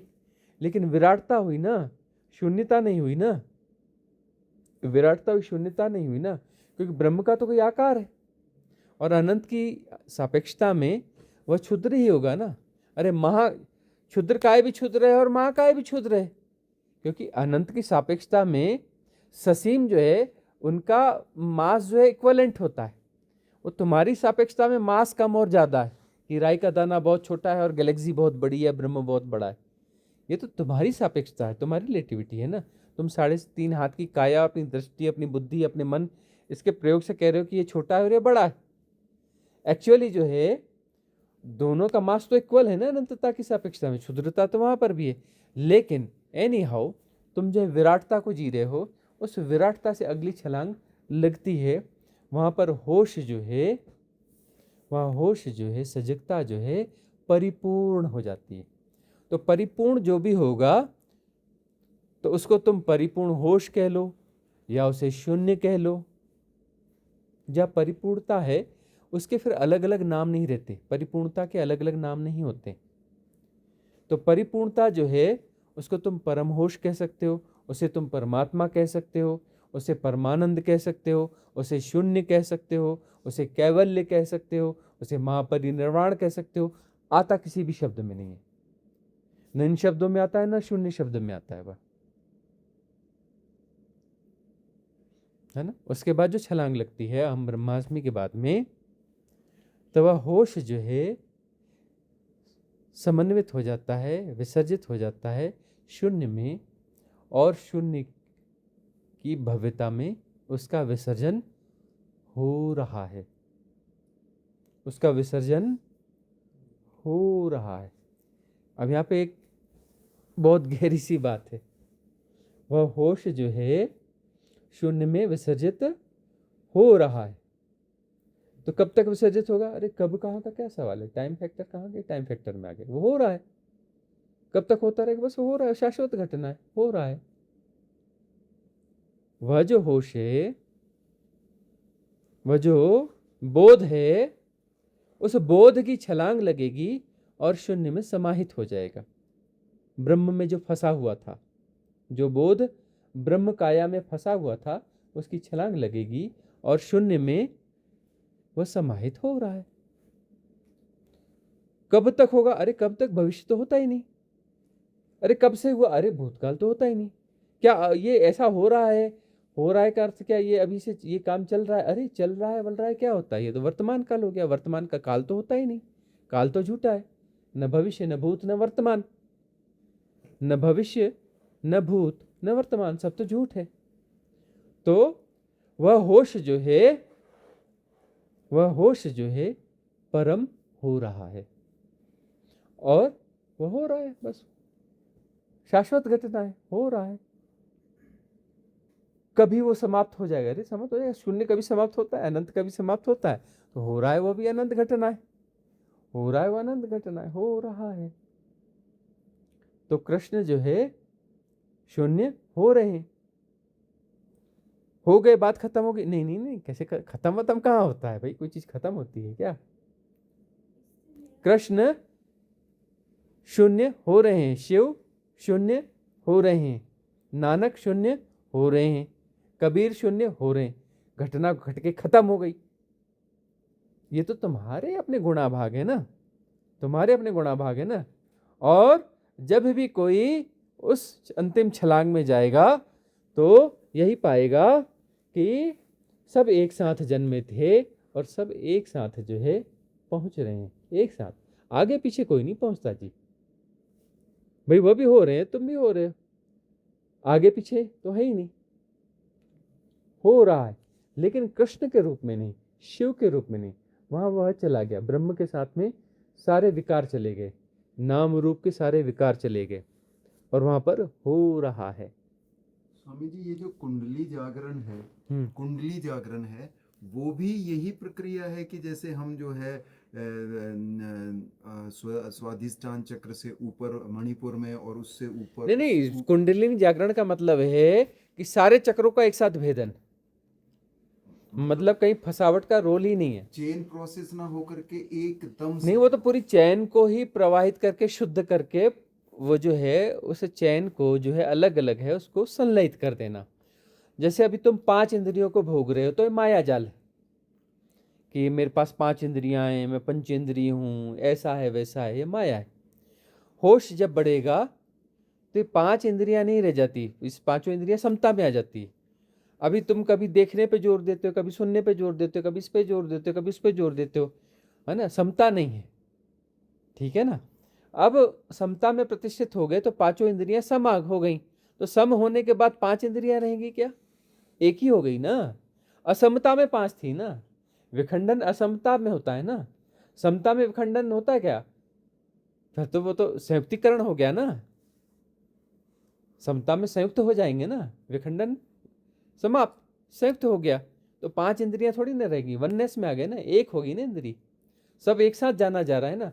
सुनना हो रहा है जी, अब देखना हो रहा है जी, अरे हम सुन रहे थे तो देख नहीं पाए, सुनने में जोर था, देख रहे थे तो सुनने में मिस हो गया, विखंडन को जी रहे हो ना। समता में प्रतिष्ठित हो गए तो सब एक साथ जाना जा रहा है, तुम्हारा एम्फेसिस कहीं है ही नहीं, कंसंट्रेशन कहीं है ही नहीं। कंसंट्रेशन कर रहे हो तुम, एम्फेसिस कर रहे हो तो तुम करता हो, तो तुम पैदा हो गए, सेपरेशन पैदा हो गया। अब तुम कुछ कर ही नहीं रहे हो तो समता में आ गई समस्त इंद्रियां, वननेस आ गई, तुम्हारी जरूरत ही नहीं, तुम हो ही नहीं, तुम विगलित हो गए, तुम करता है ही नहीं। करने से करता पैदा होगा ना, जब कुछ कर ही नहीं रहे हो तो करता कहाँ से हुआ? तो 5 इंद्रियां सम में आ गई तो फिर उसके बाद करता कहाँ बचा? समता के बाद करता कहाँ रहता है? करता तो बचा ही नहीं, करता तो बचा ही नहीं। अब वहां जो 7 जो का जो विखंडन है वो समाप्त हो गया। कुंडलिनी जागरण का मतलब है तुम विभाजन को नहीं जी रहे हो, सब एक हो गया और शुद्ध हो गया, वो बैरियर्स जो थे वो सब साफ हो गए, एकत्व वननेस में आ गए ना। कुंडलिनी जागरण का मतलब वननेस में आ गए ना, तो वननेस की तुम्हें अच्छी तगड़ी ग्लिम्स मिल गई। अब वहां पर यह है कि वह जो क्लिंजिंग है वह 100% हुई या नहीं हुई, यह बात है कि तुमने पहले क्लिंजिंग कितनी करी। 100% नहीं की और उसके साथ में थोड़ी क्लिंजिंग हो गई, लेकिन कुछ विकार यदि बच गए, कुछ वासनाएं, कुछ टॉप प्रायोरिटीज बच गई हैं, तो उसके बाद में जब कुंडलिनी जागरण के बाद में थोड़े शिथिल हो गए, वापस लौटोगे अपने व्यक्तित्व को फिर से ढांचे में उसके घुसोगे, चेतना वापस वहाँ वापस घुसेगी, तो वहाँ पर कुछ काज है, कुछ कारण है, कुछ प्रोग्राम्स है, उन प्रोग्राम्स को बहुत सारी ऊर्जा मिल जाएगी और वो वासनाएं पूरी करने के लिए तुम दौड़ पड़ोगे, फिर व्यक्ति पैदा हो जाएगा, फिर कर्ता पैदा हो जाएगा। कुंडलिनी जागरण के बाद सदगुरु की शरण में हो, समर्पण में हो, रिजोनेंस में हो तो बच जाओगे। तुम्हारी टॉप प्रायोरिटी साधना ही होगी, एक ही वासना होगी, साधना की परम। साधना एक वासना है, प्योर वासना है, वासना है, तो बाकी वासनाएं जो है वो निपट जाए, एक ही वासना रह जाए, साधना, सम्यक साधना, सच्ची साधना, सदगुरु के अनुसार साधना, मेरे अनुसार की साधना नहीं, सदगुरु के प्रति समर्पण। साधना मतलब जो सदगुरु कहते हैं वही साधना। तो वहां पर यदि कोई विकार तुम्हारे उसको एनर्जी को हैक करने की कोशिश करेगा तो तुम उसकी तरफ तो तुम इंटेक्ट हो ही नहीं ना। तुम कह रहे हो साधना करनी, कौन सी? जो सदगुरु बोलते हैं वो साधना है, मैं जो बोलूंगा वो साधना नहीं, मैं का सवाल ही नहीं, जो सदगुरु बोलते हैं वही साधना है, उतना ही, उससे आगे पीछे नहीं जाने का। गुणा भाग का मतलब ही नहीं, जो सदगुरु कहते हैं वही साधना। तो भटकोगे ही नहीं।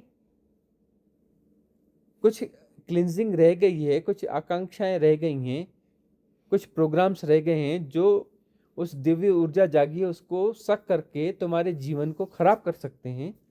अब वहाँ आकर्षण ही नहीं है ना, बिल्कुल। एक वासना बड़ी स्ट्रांग है ना कि साधना मुक्ति की परम साधना, और साधना का अर्थ है जो सदगुरु कहते हैं वो साधना। भीतर से ऐसा वैसा, अरे सुन लो ना सदगुरु को, पता चल जाएगा ना, वहां से हो जाएगा ना। मतलब तुम्हारे क्राइटेरिया काम नहीं करेंगे, तुम्हारी इंडिविजुअलिटी, तुम्हारा करप्टेड माइंड कहीं पर या कुछ पैटर्न कुछ बचा है, उसको कभी पावर मिल ही नहीं पाएगा। गुरुजी, अगर उस टाइम आप सदगुरु की शरण में नहीं है तो आप ऑनलाइन प्रवचन सुन लें। वह भी शरण ही है, देखो वह भी शरण ही है। इसलिए हम कहते हैं कि फिजिकली कभी आ जाना हमारे पास, बीच में कभी कभी आ जाना, संग साथ में रह के जाना, क्योंकि उसके बाद जो कनेक्शन होता है वो अलग बात होती है। उसमें जो एक डिवाइन सपोर्ट सिस्टम जो काम उसका जो काम करने का तरीका होता है वो अलग होता है। यहाँ तुम्हें पता नहीं चलता, तुम्हारे सारे चक्रों पे काम चल रहा है, तुम चाहो ना चाहो कुछ करो तो तुम्हें पता भी नहीं चलेगा। सारे चक्रों पे यहाँ काम चालू हो चुका है, तुम्हारे सारे चक्रों पे काम चल रहा है, यहाँ पर तुम्हारे रोए रोए पे काम चल रहा है, तुम्हारे जो है अपना एक एक सेल्स पे काम चल रहा है। उसके भीतर जो जीव द्रव्य है उसमें भी एक एक जीव कोशिका में कुछ चीजें डाली जा रही हैं, कुछ डिवाइन प्रोग्राम्स बिल्ड किए जा रहे हैं। यहाँ बहुत ज़्यादा काम चल रहा है। जो दिख रहा है वो कुछ नहीं है, जो हो रहा है वो 1% भी नहीं है, जो तुम्हें नहीं दिख रहा है वो 99% हो रहा है। इसलिए कहते हैं उसके बाद तुम उधर भी रहो, तुम हमसे दूर नहीं जा सकते ना। अब तुम कहीं भी जाओ तुम सदा हमारे पास हो, तुम कितने भी दूर चले जाओ तुम उतने ही पास हो जितने पास अभी हो। इसके बाद तुम दूर नहीं जा सकते ना। बीच में बहुत सारे कुछ इन्फ्लुएंस आते हैं, कुछ आते हैं, ये होता है ना। एक प्रॉब्लम हमेशा यहाँ होती है, फिर इन्फ्लुएंस आते हैं उसमें बह जाते उसमें बह जाते हैं। तो फिर ये कह रहे हैं कि अभी तो पहली बार रिट्रीट में आई हो, वापस जाकर अब वैसे ही नहीं बह पाओगी, अब नहीं हो सकता, उस तरीके से तो नहीं बह पाओगी। हम नहीं कहते कि अब बिल्कुल ना बहोगी, लेकिन उस तरीके से नहीं बह पाओगी, और ग्रेजुअली कम होता चला जाएगा। और एक और बात, बार बार आती रहोगी, वो करती रहोगी, तो वह जो है रेजोनेंस कंप्लीट हो जाएगा। तुम्हारे भीतर के जो पैटर्न्स बैरियर्स कहीं ना कहीं थोड़े और हैं वो पूरे पूरे पूरे पूरे टूट जाएंगे, पूरे पूरे टूट जाएंगे। तो जब अंतिम छलांग की बारी आएगी वहाँ पर जो है फिर कोई भी इन्फ्लुएंस दिक्कत नहीं करेगा, नहीं कर पाएगा, वहाँ नहीं कर पाएगा। इसलिए सत्संग का बड़ा महत्व है। सत्संग का अर्थ होता है सदगुरु की सन्निधि में बैठना, रहना, उस ऑरा में रहना। उस ऑरा में बहुत काम होता है जो तुमको पता ही नहीं चलता। दिन रात तुम पे काम चल रहा है, यहाँ पर दिन रात तुम पे काम चल रहा है, तुम्हें पता ही नहीं चलता। तुम हमारी नौटंकियों पे मत जाना, जो हम दिखाते हैं वो करते हैं, है ना। काम बहुत कुछ चल रहा है और तुम्हें कभी समझ में आएगा भी नहीं वह, और तुम्हें समझना भी नहीं है। खोपड़ी की समझ के बाहर है वह, तुम्हारी खोपड़ी की समझ में नहीं आएगा, उसके बाहर की बात है। स्वामी जी, जैसे अभी कल के आपने देचना में बताया था, एक प्रीति जी ने प्रश्न पूछा था कि नाभि चक्र में अगर शुद्ध नहीं हुआ तो वहाँ पे भय जो है महसूस होता है। तो ऐसे जो हमारे अलग अलग चक्र हैं उन पे अगर हमारी क्लीनिंग नहीं हुई तो वहाँ पे हमें क्या अनुभव होते हैं, या क्या मतलब देखो अब इतने डिटेलिंग में न जाओ, है ना, इतने टेक्निकली उस पर न जाओ। हर चक्रों की अपनी अपनी बाधाएं होती है, सारे चक्रों पे काम चल रहा है। अलग अलग चक्रों के हिसाब से भी सिद्ध क्रियाएं आ रही, तरह तरह की सिद्ध क्रियाएं। इतनी सिद्ध क्रियाएं दुनिया में कहीं देखी है, सुनी है? सुनी है नहीं दुनिया में इतनी सिद्ध क्रियाएं, है ना? नहीं ना। तो जो है इतनी सिद्ध क्रिया आ रही है, इतनी व्यवस्था आ रही है, तुम्हें गुणा भाग लगाने की जरूरत नहीं है। क्लिनजिंग की सारी प्रोसेस जो है तुम्हें दी जा रही है। तुम इधर से कहीं चूक करते हो, बेईमानी करते हो, तो नई चीज़ आ जाती है, और वहाँ तुम्हारा मन बेईमानी करना चाहता है, उससे समझ में ही नहीं आता ये क्या है, और वो सफाई हो जाती है। वो उसको बचाना चाहता था और वहाँ नहीं बचा पाता, क्लिनजिंग हो जाती है। तुम डाल डाल हम पात पात, है ना। तो नई नई सिद्ध क्रियाएं आती जा रही हैं। तुम्हारा मन कहाँ तक चालाकी करेगा, क्या क्या बचाएगा, बचाने का हम कोई रास्ता छोड़ेंगे नहीं, कोई रास्ता ना छोड़ेंगे। तुम बस डटे रहो, टिके रहो और लगे रहो, सिद्ध क्रियाओं को नियमित प्रयोग करते रहो।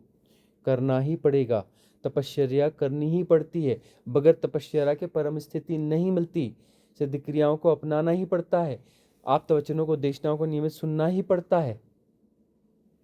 इसके बगैर तुम कहो कि नहीं जी हो जाएगा, ऐसे कर करके तो कितने जीवन गंवा दिए, कितने जीवन गंवा दिए।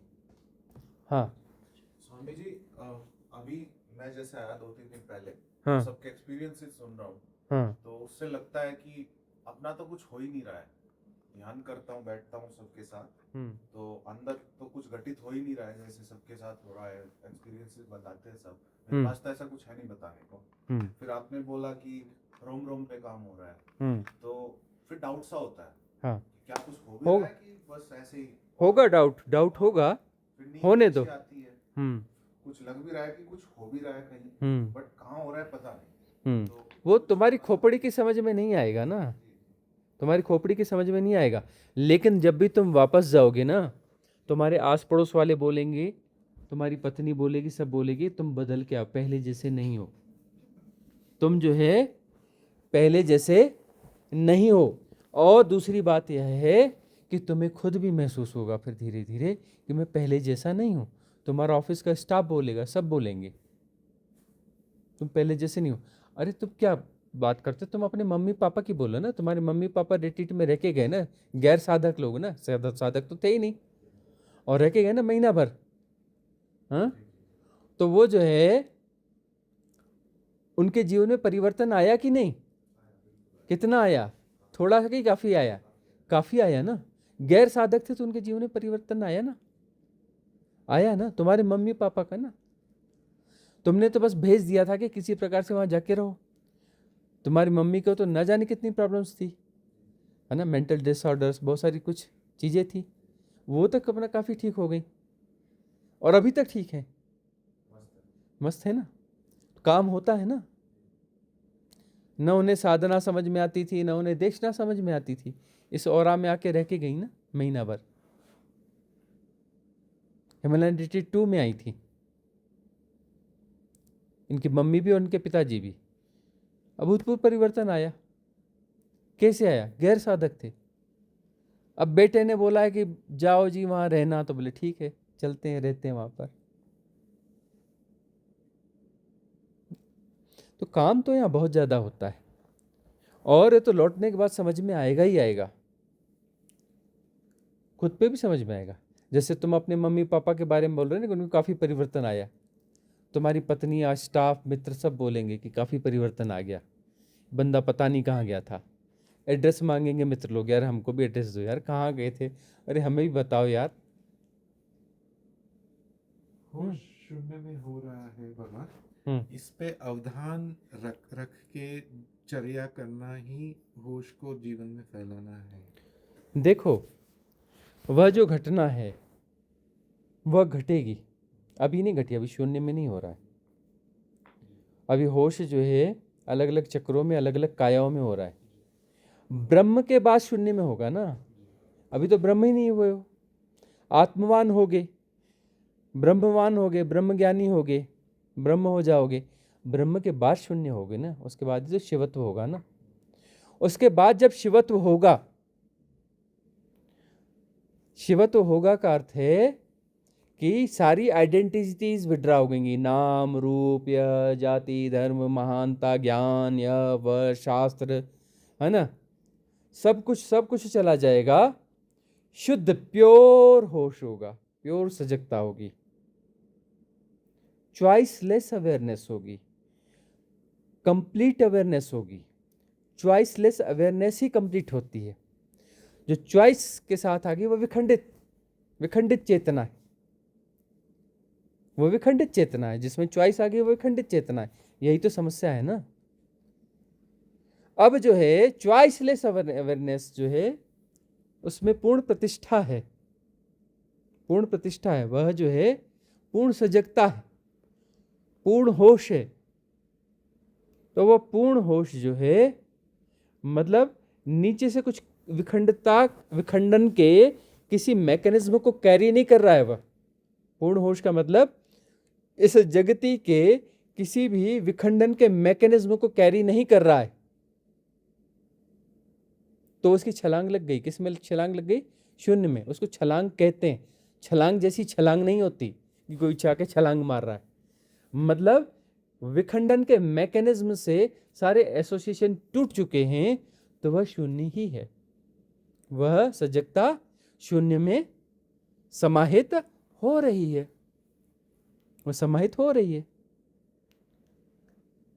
अब तुम अपने देश काल के हिसाब से कोई नीचे वाला पूछा रहे, वो समाहित हो रही थी, उसका क्या हुआ? 100 साल हो गए। अरे समाहित हो रही है।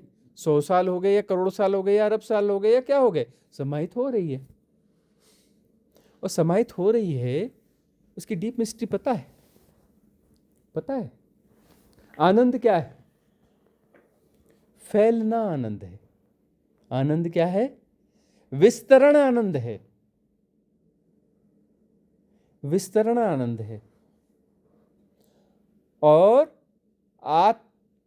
मतलब वो एक शब्द थोड़ा सा अटपटा सा है, ग्रामर में आ नहीं रहा है। आत्मानंद है वो, तो आत्मा तो बड़ी छोटी सी घटना हो गई ना। तो उसको कैसे कहें? शिवानंद कहें? शिव तत्व क्या? हाँ, परमानंद कहें। और परमानंद क्या कहें? मतलब उस शिवत्व को अपने आनंद का भोग करना है। मैं अपने आप का भोग कैसे करूं? संभव है क्या? मैं अपने आप का भोग कैसे करूं?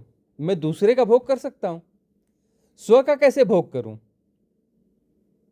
स्व का कैसे भोग करूं? तो शिवत्व जो है वह सदा सृष्ट हो रहा है, शाश्वत काल से। यह सृष्टि कभी शुरू हुई ऐसा नहीं है। इतने अरब साल पहले, इतने खरब साल पहले कभी सृष्टि शुरू हुई, उसके पहले सृष्टि थी ही नहीं। गलत बात है जी। सृष्टि शाश्वत है, कभी शुरू ही नहीं हुई।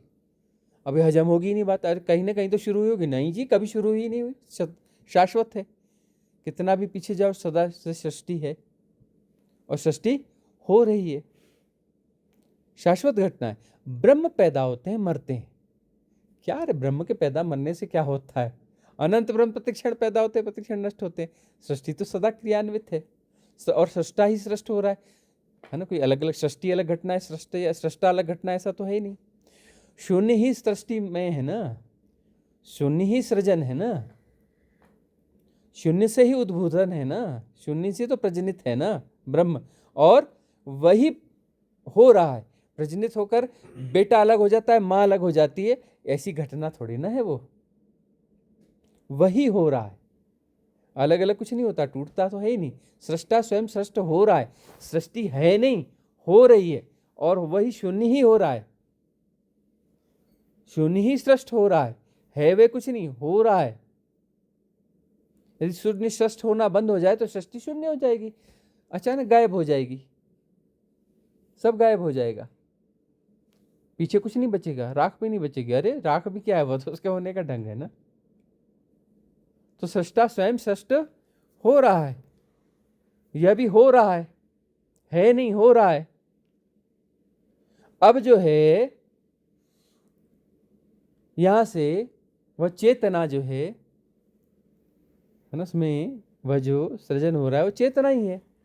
अब चेतना जो है एक मैकेनिज्म में हो रही थी, अब वह मैकेनिज्म मुक्त होकर के वह चेतना वापस शून्य में, स्रोत में आ गई। साइकिल कंप्लीट हुआ, साइकिल कंप्लीट हुआ ना यार। अब उसमें आ गई, उसमें आ गई तो क्या होगा भाई? जैसे सृष्टि हो रही है, अनादिकाल से हो रही है, शाश्वत सनातन काल से हो रही है ना। अनादिकाल, काल बोलना ही गलत है ना। सनातन, सनातन में का मतलब काल वाल नहीं होता, शाश्वत है ना, शाश्वत सनातन सृष्टि हो रही है।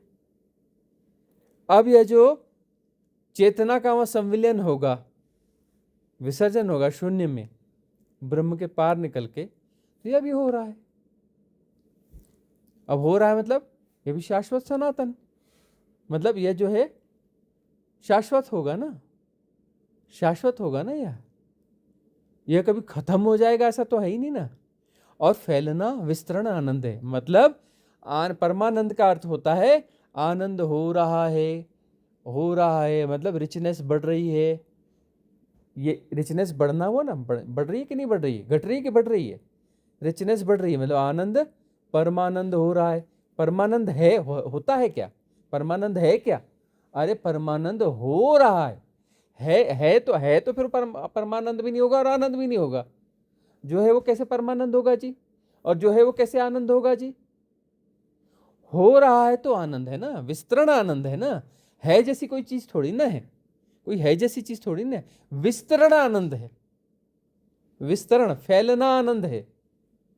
तो आनंद हो रहा है, क्या हो रहा है, परमानंद हो रहा है, रिचनेस बढ़ रही है। और कब तक चलेगा, शाश्वत होगा। कब पूर्ण होगा, अरे काय का पूर्ण भाई, यही तो पूर्णता है कि हो रहा है, रिचनेस बढ़ रही है, बस बढ़ती रहेगी बढ़ती रहेगी। अरे अनंत है तो अनंत काल तक बढ़ती रहेगी। तुम्हारी भाषा में काल समझ लो, काल वाल तो होता नहीं है ना। स्वामी जी प्रश्न। हाँ जोर से पूछना पड़ेगा। हाँ तो जो ये चेतना थी, ये पूरा साइकिल कंप्लीट करके फिर से चेतना में समाहित हो गई। तो जो पहली वाली चेतना है और जो पूरा घूम के आई है वो चेतना, वो सेम होगी या कोई अंतर होगा? देखो वह जो है अलग तो कहीं कुछ है ही नहीं, अलग तो कुछ है ही नहीं, वही चेतना है, वही चेतना है, वह फंस रही है और मुक्त हो रही है। स्पंदन है ना, फंसना और मुक्त होना स्पंदन है। 01 01 01। तुम्हें लगता है कितने जन्म हो गए जी, इतना हो गया जी, इतनी योनियां हो गई, फलाना हो गया, वह हो गया, ये तुम्हारी परिभाषा है, ठीक है ना। स्पंदन तो 01 का है, 1 यानी फसावट, 0 यानी मुक्ति। तुम्हें लगता है इतना लंबा काल यह वह, चेतना ने स्पंदन, स्पंदन से देखो जो स्मूथ स्पंदन होते हैं ना, उसमें बड़ा सुख, बड़ा अच्छा महसूस होता है ना। स्पंदन में माधुर्य होता है कि नहीं होता है, अब इसे समझना पड़ेगा तुम्हें। स्पंदन में माधुर्य होता है, प्रेम एक स्पंदन है, उसमें माधुर्य होता है, प्रेम एक स्पंदन है, उसमें माधुर्य होता है। अर्थात उसमें 0101 वहां दिखता आह आलंबन, और आलंबन जब कहाँ ढकेलता है, भीतर की शून्यता में, आह आलंबन आह आलंबन आह। वह रिश्ता तुम्हें सुख दे, मतलब बहुत कुछ। प्रेम में क्या हो रहा है, प्रेम में तुम दे रहे हो प्रेम ना, प्रेम दे रहे हो ना, शून्यता वहां तक जा रही है, एक में जा रही है, आलंबन है, एक यानी आलंबन है। उस आलंबन को प्रेम देने के बाद में वह जो है वापस लौटता है प्रेम, और भीतर शून्यता में समझता है, शून्यता में वापस समझता है, तो माधुर्य पैदा होता है, माधुर्य पैदा होता है। तो ये सिर्फ स्पंदन है। अब तुम्हारे हिसाब से बड़ी घटना छोटी घटना, ब्रह्म एक स्पंदन है। ये ब्रह्म पैदा हुआ समाहित हो गया, पैदा हुआ समाहित हो गया, पैदा हो गया, और ये इतना लंबा है, अरे ऐसी तकलीफ है, ऐसा फलाना लगे, यही तो माया है, यही तो माया है। और वहां सिंपल घटना है, कुछ नहीं है, पैदा हुआ समाहित हुआ, पैदा हुआ समाहित हुआ, स्पंदन है, ये माधुर्य है, माधुर्य है ये। तो अपन फिर से पैदा होंगे मोक्ष के लिए? नहीं, वह जो परम स्थिति है उसके बाद हम नहीं पैदा होंगे, लेकिन सब कुछ हम ही है ना। हम इंडिविजुअल रूप में पैदा ना होंगे, वह तो मुक्ति हो गई, लेकिन यह सब कुछ कौन है, सब हमारा होना है। तब जो है वो इसे फिर शुद्धता को न जियोगे, वहाँ शुद्धता को न जियोगे, वहाँ स्पंदन को जियोगे। वह जो हो रहा है, वह जो हो रहा है, फिर क्षुद्रता, तुम शरीर को न जियोगे, तुम स्पंदन को जियोगे। ये ब्रह्म हुआ विसर्जित हुआ, ब्रह्म हुआ विसर्जित हुआ, ब्रह्म हुआ विसर्जित हुआ। इस खेल को न खेलोगे, इस क्षुद्र स्पंदन को न जियोगे। स्प्लिट स्प्लिट स्प्लिट करके स्पंदन क्षुद्र हुआ ना। यह जो अभी जी रहे हो, स्प्लिटनेस को जी रहे हो ना, तो स्प्लिटनेस में तुमने बहुत स्ट्रेचिंग ऑफ टाइम कर लिया ना, कि ये बड़ी घटना है, बड़े लंबे से फंसे हैं जी, ऐसा है जी, मैं ऐसा हो गया, इसका ऐसा हो गया, उसका ऐसा हो गया, विखंडन को जी रहे हो ना, स्प्लिटनेस है ना, विखंडन नहीं है ना। स्प्लिटनेस का क्या मतलब, विखंडन को जी रहे हो ना, विखंडित चेतना को जी रहे हो ना। अब वो चेतना को तुम ले जा करके परिपूर्ण कर दे रहे हो, परिपूर्ण के साथ निमज्जित हो रहा है। परिपूर्ण है नहीं, परिपूर्ण हो रहा है। परिपूर्ण है हो सकता है क्या? परिपूर्ण है हो सकता है क्या? अरे परिपूर्ण है नहीं हो सकता, परिपूर्ण हो रहा है। परिपूर्ण हो रहा है नहीं हो सकता ना, परिपूर्ण हो रहा है। तो फिर जो है स्पंदन को जियोगे। ब्रह्म एक स्पंदन है, फिर समाहित, और सारे ब्रह्म तुम्हारे स्पंदन है।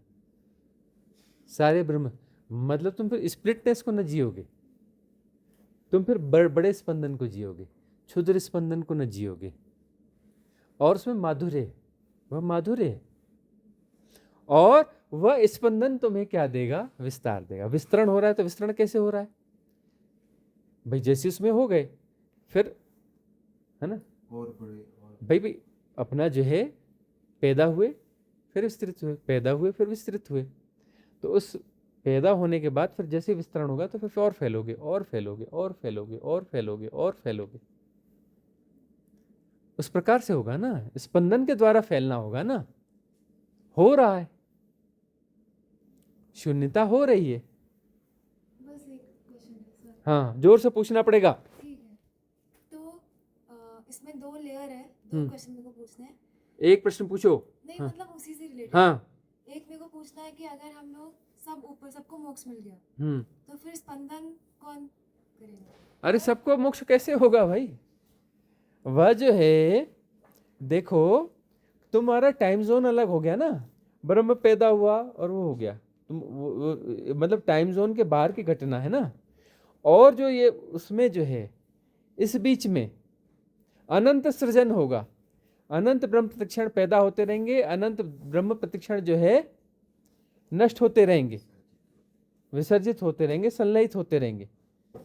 वह तो अपना यह घटना तो ये शाश्वत घटना है ना।